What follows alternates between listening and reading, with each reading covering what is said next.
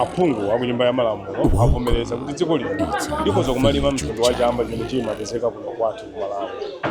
Lero pa Hanifa TV tili mu mzinda wa Blantyre kumva maganizo wa nzika dziko lino kuti maganizo awo pa zomwe achita aphungu pa nkhani ndotani. Ine ndithokozani chiwaya wa Hanifa TV. Maseni muliba? Ndikuti chamba si chabwino asalime kupama mtiko. Mwatibanja mama? Ndikuti chamba si chabwino chimaononga kwambiri ana chikuzunguza kwambiri. Kupama ndi wamaka kambirana akane kuti ngoti zimene chamba chakane kuna kuti chamba si chabwino. Muziko msalimide chamba iyayi. Ndipereke chisanzo kuti ngati kumangochi. Kumene kuja kuli achipembedzo cha Chisilamu muwasupezekako. Kumapezekako. Ndiye mwina amakhala kusokoneza chipembedzo cha nzawo ndakho. Amakhala kusokoneza Musachoke mmawa kukhosi. Mwina sinafunse ngombe mukadakonda mdayankhula mama. Ndimene ndikuyankha nawo kuti chamba ichizilani chizili kisamalimidwe kupame ndi wakalese una kuti samalimidwe. Chifukwa chamba si chabwino chikuononga anthu ochuluka kwambiri. Ndathokoza mama. Pacha zina lija? Ine Nkhoma basi. Ndathokoza. Ndikomo. Amene akukhazikitsa kuti chima chamba chizilimidwa mutu osukugwira amene uyayi. Mutu osukugwira. Kwa chamba si chabwino. Ndathokoza mama. Ndithu. Zikomo kwambiri. Mumayankhula tati? Mumati? Bomatu aphungu akunyumba ya malamulo avomereza bhili yokuti iya dziko lino likhoza kumalima mtundu wa chamba chimene chimapezeka kuno kwathu. Nkhani imene mwayilandira motani? Zulo nkhani imene mwayilandira motani? Kumano mmene zikuonekerano nzosonyeza kuti chifukwa chakupanda Chikhristu kwathu kuno chakuchepa kwa mphamvu ya Mulungu chimene chikuchititsa kuti zinthu zimene zichitike. Chifukwa cha anthu opa Mulungu, dziko lopa Mulungu sangamasayinire zinthu zimene. Nkhani imene ikuoneseratu kuti ngakhale mdziko muno muli mazibusa, muli maapostolo, muli mamissionary ndi zina zikuoneseratu kuti pakati pathu Yesu Khristu palibe. Chifukwa cha ana a Mulungu enieni sangavomereze kuti anthu azilima chamba. Tangoona ndimene amaonekera Rastaman. Dziko lonse lino atakhala kuti anthu azikhala ngati Rastaman. Anthu dziko lino likhala bwino. Moti marasta onse masuda chamba? Ndi mbewu yawo paja manena kuti iwo ni maja save out maja. Iwo chiro ndi osuda chamba basi. Ndezinawo ndi maja? Rastaman. Amanena kuti kantengo kamene kaja iya ndi kamene nkhunda ina zasiya tayano aija. Zonena zambiri zabodza zimene Satana jirekeza kutanimo akukhalamo. Koma kunena zona sogoleri ndi nkhani yonena kuti nkhani ikuchitira pa kuti pakati pathu kuno ku Malawi kuno kwalo watemberero. Moyo wa uzimu wachoka pakati pathu. Tikumasogozedwa ndi ziwanda ndithu ziwanda zachuluka ku Malawi kuno. Ana a Mulungu eneni sangavomereze ndithu nduna zili kumeneko ku nyumba ya malamulo. Aziphungu ali kumeneko ndi anthu amapita m'machalichi. Akudziwa kale kuti nkhani ya foja yasokoneza miyoyo ya anthu ochuluka kuno ku Malawi. Nkumavomereza kuti chamba chizilimidwa mukuona kuti pali uzimu pamenepo. Nkhani yakukhala mtemberero. Ndiye mafanene zona kuti kuna zona chamba ngati yavomerezedwa kuti chizilimidwa dziko lathu lino laonongeka latayika basi. Athokoza dad. Ndithu kwambiri. Amenewo ndi maganizo a mzika za dziko lino. Mbali iliyonse sakuyimira maganizo a TV ya Hanifa. Ndiye tikupitirabe kumva maganizo a mzika za dziko lino kuti kodi momwe aphungu akunyumba ya malamulo avomereza kuti iya dziko lino likhoza kumalima mtundu wa chamba chimene chimapezeka kuno kwathu ku Malawi. Kodi maganizo a mzika za dziko lino aphungu amene ali ku nyumba ya malamulo amenewa amayimiridwa ndi mzika zimenezi kuti anthuwa amene amatuma aphungu amenewa kuti azikayimirira ku nyumba ya malamulo maganizo awo nkhani imene ayilandira motani. Ndiye tikuzungulirabe mu mzinda amene wa Blantyre kumva maganizo a mzika za dziko lino kuti nkhani imene ayilandira motani. Chamba chilimidwe. Okay. Muli bwanji dad? Bwino kaini.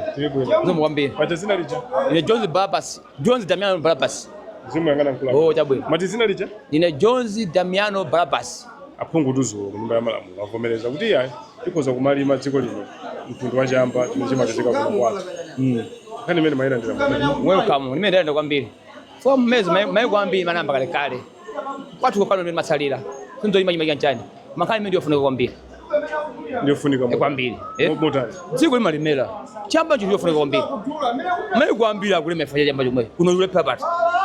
Nakasiti mamva kuti sikuti anthu azisuda anthu azisweka mitu azisweka mitu kusweka mitu uko mokhala mchipelo cha munthu koma chamba kuchilima chimagwira chilo zambiri chamba chichi mayikwera magwira chilo zambiri chilo zambiri singatiwo koma nomba chamba chilo zambiri ndiye chilimidwe kumene kana mai wana atatabulima why not here zikoda Chamba kuno pamene madzi lino leki mango kawo Chamba chilimidwe wofuna misika ipezidwe kunja ifese kunipanga import maiko atika kusa zinthu timafurika zimene forex usizilowa kumaiko chimezofuna kwambiri athokoza musachoke makukhosi mawu alibe inongothokoza kuti imene zizi zipitilire andiso mega farm iti mpezepo mwayangu yakho pang'ono imene ayipitiriza imene mega farm iti mchumo nje ayiwalika maniva mayangu ambika South Africa Zimbabwe Mozambique alima mega farms amalima zimene zichi njala Nkhani ya mvula iyi utaji first mukoni amazisogoko sizo ya amene kakala imeti atumejeje jumbo sinda mvula imene sabwere mwenyewe meze kalibo maliganiza muzama kuna kuti mega farm ija aipa akalo siya sikwambiri kuchego mafamu kaleki Malawi fresh water na Indian Ocean uji Indian Ocean imene mata ncheni mamengo akatuka South Africa icho ine makaso na South Africa 10 years South Africa mimi mega farm kimbali yose mega farm poka maza ndio go kutoka Indian Ocean uje ku Zambezi tiferiwe papa ra Malawi kutenga madzi muende uje matu momwemo mu Malawi ndikupanga kunja mega farm mene kuzuvula basi kuti kunoona Nkhani yanja ikhoza buta ngati bomwe khaleka ndamo zochuka kwa mkwika bu mega farm kwika kwa agriculture Nkhani yanja ikhoza iwalika manimba sa mayambi ya apake budget kuti mega farm ingo mabilioni angati kutsegwa mene kujapo ndekushire kukula shire kujapo ni mala flat kupanga zimene zato kule mwe kujapo mwe njata therapy maguru awazi kuya zato ngo kwazi tu kuta therapy forex ize ya kai liquids mezo funika boma likaza mozapo tathokoza siko kwambisa siko kwambisa muli bwanji bwana tili bwino ka muli bwanji tili bwino ziko aphungu tu kunyumba ya malamulo ndithu avomereza kuti yayi bill yokhuzana kuti yayi dziko lino likhoza kumalima chamba chopezeka kuno kwathu ku Malawi inu ngati kukhala mzika ya dziko lino Nkhani imene mwayira ndi Malawi ndipo ngati ine munthu osuta chamba ndasangalala kwambiri timakhala kumakidwa kuti samasute chamba zinthu zokuti ndi za ndrama komanso tili ndi sinja wathu wachire umene umangotuluka mu nyanja ukagwa ku Zambezi sinja umene sitima ugwirisira ntchito tikuyenera ngati ife Malawi sinja umene tizigwirisira ntchito kaya kumbali ya ulimi wina kambali ya ulimi wa chamba zopindulira Malawi wina lesi kuti ngakhala anena kuti tu chamba chimenechi chizilimidwa chakuno kwathu sizikutanthauza kuti anthu pa Chingerezi chake kunena kuti muzipanga abuse kuti kulakwisa ndithu ngati mukuphwanya malamulo okhuza ndi ulimi umenewo muzimangidwa mwina inu nkuona kwanu pachitike motani kuti zikhale zomvelera ngati azikuluakulu asayinira saizi imeneyo asayinira zinthu za nzeru kwambiri palibe munthu osokoneza amene angasokoneze ku zinthu ngati zimenezi ndi zinthu za nzeru zokuti wina lese zimpindulire ngati ulimi wina wake ukumatilephera tiyese ulimi wina kuti utipindulire ulimi ngati wapezeka wanzeru kuti ukhoza matipezesa ndrama ku Malawi kuno tiyenti ugwiriseni ntchito uzitipezesa ndrama ku Malawi kuno athokoza pacha zina licha Alfred Hassan ziko mukwambiri tati muli bwanji tili mbrai madam tili bwino pacha zina licha ine ndi Beston Malakam ndiye Nkhani imene mwayilandira moda ine Nkhani imeneyo ndikuyilandira ndikugwizana nayo yoti Amalawi tizilima chamba chifukwa Amalawi tulime chamba it's one way of source of living kuno kuti madalira ulimi ndiye tikamasankha mbewu kuti mbewu izi tisalime koma tizilima mbewu nanga mbewu inayo ikavuta ngati imene inavutira mvulapo zapeza kuti mbewu zina zachita bwino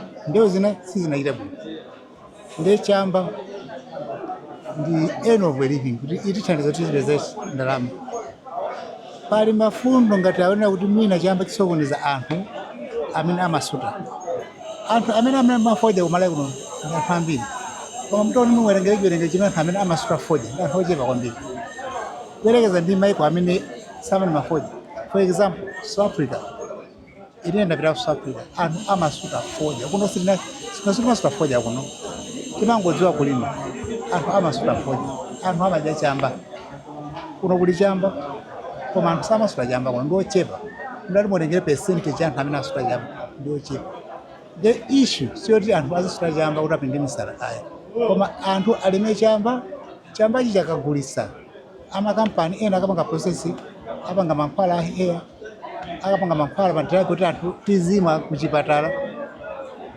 koma pofunikabe civic education kuti anthu aone kuti ubwino wake ndi otani amabungu alolere kuti apange civic masati kuti chambacho anthu azisuta kuti apengere misala iyayi koma chamba chilimidwe dziko lipindule anthu apindule athokoza bwana musateka makukosa mina pake mukadakonda mtayankhula koma simunayankhule simunafunsa iyayi makukosi palibe pamongoti aphunguwo athe kumvesesa cholinga chenicheni main point ndi chani chifukwa sankhamphoza seke kuti akhale otsutsa no tiyeni tonse nda Malawi tipange zopindula Amalawi isangokhala ndilo kuti titsutsa no pali zina zake you need to use our logic.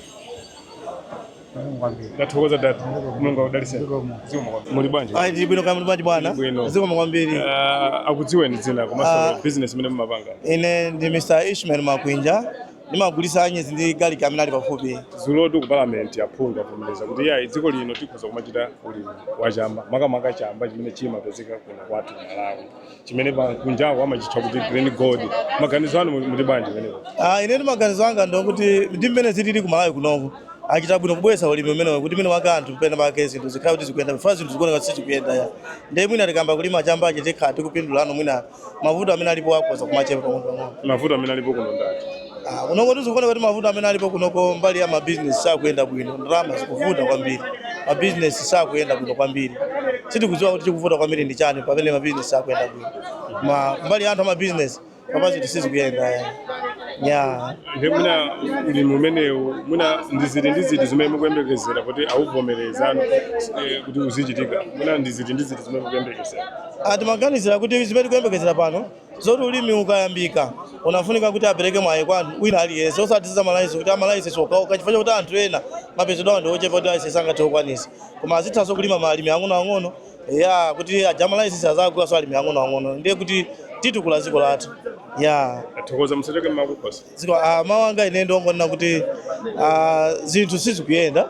zimafunika kuti mwina mulungu wangu atikomera mtima chifukwa nthawi imene tikudusa ine nthawi yovuta kwambiri kutheka kuti ndi nthawi imene ikuoneka kuti ndi amasiku osiriza ichi ndiye tilimbikire kupemphera kuti mulungu atizimenyera nkhondo nthawi zonse samangodandaula za atsogoleri chifukwa nthawi zina atsogoleri amabwezera pansi komano ife tizipemphera mulungu chifukwa mulungu amene amagwira muchina chilichonse kuti moyo wako uyende bwinobwino ndiye pamene tizikuvuta tiye tilimbikire kupemphera kuti mulungu atimenyere nkhondo zikoma kwambiri inshallah ndi mmene tikuchitira pano pa Hanifa TV tikucheza ndi nzika za dziko lino pamene nyumba ya malamulo aphungu kumeneko avomereza kuti iyayi dziko lino likhoza kumalima makamaka chamba mtundu wa chamba chimene chimapezeka kuno kwathu pa international journals amakamba kuti mtundu wa chamba chimene chimapezeka kuno kwathu ku Malawi amachitchula kuti green gold kapena kuti mtundu mitengo imene imapeza ndiyokwererako kuyerekeza ndi chamba china chopezeka kunja kwa dziko makamaka chimene chikumabwera nkumalimidwa kuno kwathu ku Malawi. Muli bwanji bwana? Tibinakani bwana. Tili bwino. Msiyangana muli bwanji bwana? Tibinakani bwana. Tili bwino. Pacha sina lichi? Zinangani Alan Foster.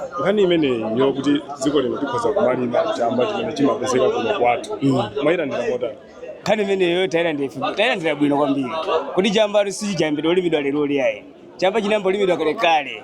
Ndiye nkhani ya chamba suti ngano zodabwisa kuti chamba mwanguti amene amalimawo azilima amene asangalime asalime basi. Amina zoti kama kupeza kuchelichi kuti singaonese kulima asalime pamene akaonese kuti akhoza kulima basi fo jamba sujambidwa lero kulima yayi chidambidwa kale mina so ineso sana bado ndese nozo za chilendo yayi simukuona kuti zipangisa anthu ena kuti azipanga abuse nanga sichizipezeka chambiri iyayi kuti panopo tibirewolo timisika tingotingo chamba chikupezeka osuda ndo osuda osafuna kusuda samasuda yayi koma suti foti anthu parliament evomeza kuti azilima chamba singaizo chovuta so yayi azilima olima okwanisa olima azilima basi msaloke makukosa mawanga kukoza ndione kuti ife tungopempha ku parliament konso azikambirana fundo zombeka fata amva zoti ku parliament kwena anathawako ngati DP kuchoka mapanga zawo azikambirana fundo zombeka imene tivutikire ife Malawi pamene tinati kuvutikatu ndalama zikusowa business zikuyenda ndiye ku parliament kufanya MP watimatumiza kuti azagula ntchito ngati ife tatuma ngati ifeyo azikati miliyo ngati mapresenta athu ndiye kumapanga zachibwana ife tikufuna kumene MP azigula ntchito zoyenera bwinobwino asa ukamanda zachibwana yayi ndiye zomwe kwambiri bwana mayankhula kapena ndakudula basi namaliza zomwe kwambiri nathokoza kwambiri Business kuenda kwanja. Business si kuenda bwana. Mavuto achuluka. Sisi kuenda. Mavuto anje amina achuluka. Mavuto achuluka nama sisi kupezeka anthu angeza kukanika kugula panopa njala basi. Sisi kuteka viki. Ndiye tu maka zina zina Selemani. Parliament akomeleza kuti dziko la Malawi ikhoza kumalima mtundu wa chamba chimene chimapezeka kuno kwathu. Nkhani imene ngati inunzika mwayilandira moda. Ine ndayilandira bwino kuposa wina aliyense. Ife nali oli mafoja amene timali nthawi imeneyo sitimapindula iyayo. Koma foja wa chambayo wewe ndio wenera kulima ameneyo. Yetu amene tamulandira. Koma azingotigula mtengo wabwino. Palitu zimene mukuyenera musatire ma certificate ndi zina zoterezo ndipo phwanya malamulo okhudzana ndi zimenezi ndithu muzimangidwa. Mukuziwa zimenezo? Tikuziwa. Paliponse pamakhala malamulo. Ndipo ngati munthu oyenera kuti ukufuna kupanga business ofuna kuti uzilima foja wa chamba oyenera kuti usatema malamulo nanga kupunga uzidi umeneko. Musachoke mmakukhosi. Musachoke mmakukhosi. Mwina sinafunse koma mukadakonda mutaziyankho. Ineyo awapa mawanga ndi omwewo. Matingoonena kuti abomawo atiganize ndithu anthu tikuvutika panopa kusalana kuchuluka pataoni pano. Salana kwaje kutani? Kusalana ngati zolandirazi basi ena alembane ena wasakulembe koma ngati Malawi tikwera tizilembana tonse basi. Fa njala basi nkhani ndi njala ku parliament ko njala ikuvuta. Geni si kuenda anthu tizimangirira tataoni munoto. Thokoza bwana. Zikomo. Muli bwanji makolo? Tiri buno gayi. Tiri bwino zina lanu lija komanso business imene mumapanga kuno. Research dane ni magulisa zisegos. Apungudu ku nyumba ya malamulo avomereza ndithu kuti yayi dziko lino tikhoza kumalima mtundu wa chamba mpaka mtundu wa chamba imene umapezeka kuno kwathu ku Malawi. Nkhani imene mwayilandira motani? Ine sinayilendere bwino fika zinthu zijabe zosokoneza mitu ya anthu komanso zolesedwa ngakhale pamaso pa Mulungu zolesedwa. Wafecho kuti akuluakulu akufuna kuti mwina angopeza thandizo loti lowe nthumba mwawo. Pamaso pa Mulungu ndi kwa anthu ndolesedwa bwanji asokolera. Sanga zinthu zija zolesedwa ndako alimbikisa anthu kuna kuti azilima ndi kumakagulisa komanso akukamba zonena kuti azikhala ndi malayisensi ama business ngati amene aji zinthu zija zili zolakwika kumene koma fe tili ziko akufuna basi ndalama thandizo. Thandizo kaya ziko lino koma ngati kwa ine ngati Nyamata asinagwirizane nazo. Thandizo libwera motani?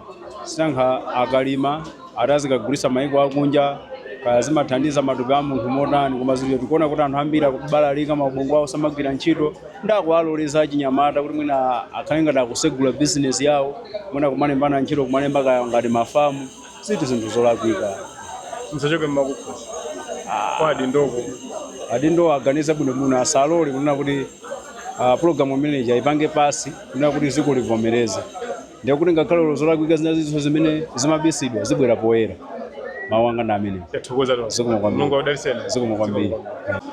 Ndi mmene tamalizira kucheza ndi anzika za dziko lino pa nkhani yokhuzana ndi bill imene aphungu ku nyumba ya malamulo ayivomereza yakuti dziko lino likhoza kumalima chamba chimene chimapezeka kuno kwathu ku Malawi mtundu wa chamba umene umapezeka kuno kwathu.